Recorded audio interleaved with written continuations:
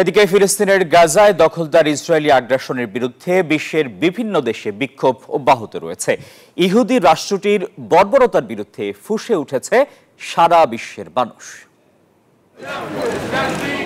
গাজা উপত্যকায় দখলদার ইসরায়েলি বাহিনীর হামলা ও গণহত্যার বিরুদ্ধে প্রতিবাদ জানিয়ে সোমবার ফিলিস্তিন জুড়ে দেয়া হয়েছে সাধারণ ধর্মঘট পালনের ডাক। একাত্মতা প্রকাশ করেছে বিশ্বের বিভিন্ন দেশও।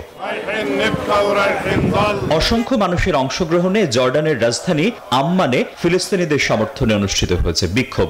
মার্কিন দূতাবাসের আশপাশের এলাকায় জড়ো হয়ে যুক্তরাষ্ট্র ও ইসরায়েলের বিরুদ্ধে স্লোগান দিয়েছে বিক্ষোভকারীরা। এ সময় বিক্ষোভকারীদের হাতে ছিল ফিলিস্তিনের পতাকা। এরই মধ্যে লিবিয়ার মিসরাতে ফিলিস্তিনিদের সমর্থনে দেশটির পতাকা হাতে মিছিল করেছে বিক্ষোভকারীরা। ইসরায়েলি হামলার বিরুদ্ধে শোনা গেছে হাজারো মানুষের স্লোগান।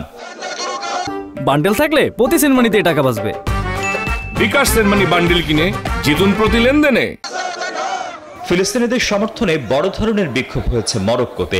ইসরায়েলের পতাকা পদদলিত করে নিহত হামাস নেতাদের ব্যানার উঁচিয়ে ইসরায়েল ও যুক্তরাষ্ট্রের প্রতি ক্ষোভ প্রকাশ করেছে হাজার হাজার মানুষ। সোমবার যুক্তরাষ্ট্রের আটলান্টাতে ট্রাম্প বিরোধী বিক্ষোভে ফিলিস্তিনের পতাকা নিয়ে গাড়ি চালাতে দেখা গেছে মার্কিনীদের। Desk report, news 24।